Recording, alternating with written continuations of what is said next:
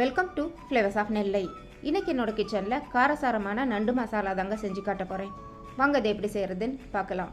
150 gram சின்ன வெங்காயத்தை இந்த மாதிரி சின்ன சின்னதாக கட் பண்ணி எடுத்து வச்சுக்கலாம். அடுத்ததாக ஸ்டவ்வில் ஒரு கடாய் வச்சுருக்கேன். இதில் 1.5 டீஸ்பூன் மிளகு, 1 டீஸ்பூன் சோம்பு, 1 டீஸ்பூன் சீரகம் இதெல்லாம் சேர்த்துட்டு நல்லா ட்ரை ரோஸ்ட் பண்ணி எடுத்துக்கலாங்க. இது நல்லா வாசனை வரணும், அதனால கொஞ்சம் மீடியம் ஃப்ளேமில் வச்சு வறுத்து எடுத்துக்கலாம். இது கொஞ்சம் வறுபட்டதும் 1/2 டீஸ்பூன் கசகசா சேர்த்துட்டு இதையும் நல்லா வறுத்துட்டு ஒரு பிளேட்டில் மாற்றி வச்சுக்கோங்க. இது நல்லா ஆறட்டும். அடுத்ததாக ஒரு மிக்ஸி ஜாரில் 1/2 கப் துருவன தேங்காய் சேர்த்துட்டு இதில் நம்ம வறுத்து வச்சுருக்கிற இந்த சீரகம் சோம்பு இதையும் சேர்த்து நல்லா நைஸாக அரைச்சி எடுத்துக்கலாங்க. கொஞ்சமாக தண்ணி விட்டு நைஸ் பேஸ்ட்டாக அரைச்சி இந்த மாதிரி எடுத்து வச்சுக்கலாம். ஸ்டவ்வில் ஒரு கடாய் வச்சுருக்கேன். இதில் 2 டேபிள் ஸ்பூன் நல்லெண்ணெய் சேர்த்துக்கலாம். நல்லெண்ணெய் வந்து ஒரு நல்ல ஃப்ளேவர் கொடுக்கும். எண்ணெய் சூடானதும் அதில் 1/2 டீஸ்பூன் சோம்பு சேர்த்து அது நல்லா பொரியட்டும். பொரிஞ்சதும் ஒரு 10 பூண்டு பல் அதில் சேர்த்துக்கலாம். கூடவே நம்ம கட் பண்ணி வச்சுருக்கிற அந்த சின்ன வெங்காயமும் இதில் சேர்த்துட்டு நல்லா வதக்கி எடுத்துக்கலாம். வெங்காயம் சீக்கிரம் வதங்கணும், அதுக்காக நம்ம கொஞ்சமாக இதில் உப்பு சேர்த்துக்கலாம். உப்பு சேர்த்தா அது வந்து ஒரு நல்ல டிரான்ஸ்பரண்ட்டாக வெங்காயம் வந்து வெந்து வரும். சேர்த்துட்டு இதை நல்லா கலந்து விட்டுக்கலாம். இப்போ இதில் 1 டீஸ்பூன் இஞ்சி பூண்டு பேஸ்ட்டு சேர்த்துக்கலாம். இஞ்சி பூண்டோட பச்சை வாசனை போகிற அளவுக்கு இதை நல்லா வதக்கி விட்டதுக்கப்புறமா 2 மீடியம் சைஸ் தக்காளியை வந்து கட் பண்ணி வச்சுருக்கேன், அதையும் இதில் சேர்த்துக்கலாங்க. சேர்த்துட்டு நல்லா வதக்கி விட்டுக்கலாம். வெங்காயமும் தக்காளியும் ஒன்று சேர்ந்து தொக்கு பதம் வர்ற வரைக்கும் நம்ம இதை வதக்கி எடுக்கணும். அப்போ தான் அந்த கிரேவி வந்து நல்லாயிருக்கும். இப்போ நல்லா வதங்கினதும் இதில் 1/2 டீஸ்பூன் மஞ்சள்தூள் சேர்த்துக்கலாம். அடுத்ததாக 1 டேபிள் ஸ்பூன் தனி மிளகாய் தூள் நான் இதில் சேர்த்துக்கிறேன். உப்பும் காரமும் உங்களோட டேஸ்ட்டுக்கு தகுந்த மாதிரி கூட குறைய சேர்த்துக்கோங்க. இப்போ இது எல்லாத்தையும் சேர்த்து நல்லா வதக்கி விட்டுக்கலாம். நான் வந்து தனியாத்தூள் இப்போ சேர்க்கல, பின்னாடி தான் சேர்க்க போகிறேன். இப்போ நம்ம அரைச்சி வச்சுருக்கலாம் தேங்காய் சீரகம் சோம்பு அந்த பேஸ்ட்டை வந்து இதில் சேர்த்துட்டு 2 நிமிஷத்துக்கு நல்லா வதக்கி விட்டுக்கலாம். நண்டு இறாலாம் செய்யும்போது காரம் கொஞ்சம் தூக்கலாக இருந்தால் தாங்க அது டேஸ்ட்டு நல்லாயிருக்கும்.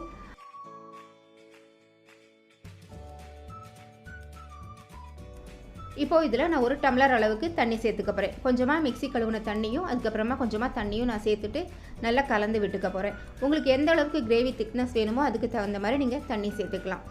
இப்போ இந்த நண்டு மசாலாவுக்கு தேவையான அளவுக்கு உப்பு சேர்த்துக்கலாம். நம்ம ஏற்கனவே வெங்காயம் வதக்கும் போது சேர்த்துருக்கோம், அதனால் பார்த்துட்டு சேர்த்துக்கோங்க. சேர்த்து நல்லா கலந்து விட்டதுக்கப்புறமா அது ஒரு 2 நிமிஷத்துக்கு நல்லா கொதிக்கட்டும். இப்போ வந்து நண்டு வந்து நான் க்ளீன் பண்ணி எடுத்து வச்சுருக்கேன். நண்டு க்ளீன் பண்ணும்போது அதோட காலில் வந்து அந்த ஷார்ப்பாக இருக்கக்கூடிய அந்த எட்ஜஸை வந்து கட் பண்ணி எடுத்துருங்க. ஏன்னா அது வந்து நம்ம கடிச்சு சாப்பிடும்போது குத்தும். க்ளீன் பண்ணதுக்கப்புறம் 3/4 கிலோ நண்டு இருந்ததுங்க.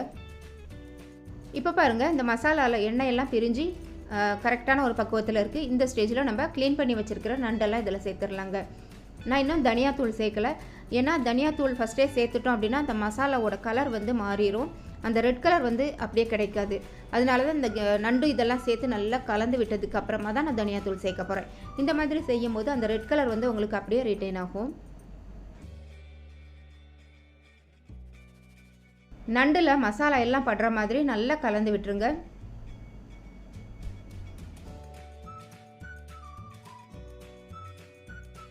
இப்போது 2 டேபிள் ஸ்பூன் தனியாத்தூள் நான் இதில் சேர்த்துக்கிறேன். சேர்த்து நல்லா கலந்து விட்டுட்டு இதை மூடி போட்டு வேக விடுங்க. நண்டு வந்து சீக்கிரமே வெந்துடும். 10லேருந்து ஒரு 15 நிமிஷத்துக்குள்ளே இது வெந்துடும். அது வரைக்கும் நம்ம இதை மூடி போட்டு வேக வச்சுட்டு பார்க்கலாம். இடையில நண்டெல்லாம் நல்லா திருப்பி விடுங்க. அப்போ தான் நண்டு எல்லா பக்கமும் நல்லா வேகும். மணக்க காரசாரமான நண்டு மசாலா ரெடி ஆயிடுச்சுங்க. கடைசியாக கொஞ்சமாக கருவேப்பிலையும் மல்லி இலையும் பிச்சு போட்டிங்கன்னா வாசனையும் டேஸ்ட்டும் ரொம்ப அட்டகாசமாக இருக்குங்க. உங்களுக்கு மசாலா வந்து இந்த கன்சிஸ்டன்சியில் போதும் அப்படின்னா அப்படியே வச்சிடலாம். இல்லை எனக்கு கொஞ்சம் ட்ரையாக வேணும் அப்படின்னு நினச்சிங்கன்னா ஒரு 2-3 நிமிஷத்துக்கு ஹை ஃப்ளேமில் வச்சு நல்லா பிரட்டி விட்டிங்கன்னா உங்களுக்கு ட்ரையாக கிடச்சிரும். உங்களுக்கு எந்த மாதிரி வேணுமோ அந்த மாதிரி செஞ்சுக்கலாம். இப்போது ரொம்பவே டேஸ்டியான காரசாரமான இந்த மழை காலத்தில் சாப்பிட்றதுக்கு எதமாக நண்டு மசாலா ரெடி ஆயிடுச்சுங்க. கட்டாயம் நீங்களும் ட்ரை பண்ணி பாருங்கள். இப்போ ரொம்ப கோல்டு இருக்குது அப்படின்னு நினைக்கிறவங்க இந்த மாதிரி நண்டுலாம் செஞ்சு சாப்பிட்டிங்கன்னா உங்களுக்கு கோல்டு உடனே சரியாயிருங்க. இந்த நண்டு மசாலா உங்களுக்கு பிடிச்சிருந்தா மறக்காமல் உங்களோட லைக்ஸ் கமெண்ட்ஸை எனக்கு கொடுங்க. ஃபஸ்ட் டைம் என்னோட சேனல் பார்க்குறவங்களா இருந்தால் மறக்காமல் என்னோட சேனலை சப்ஸ்கிரைப் பண்ணி சப்போர்ட் பண்ணுங்கள். தேங்க்ஸ் ஃபார் வாட்சிங்.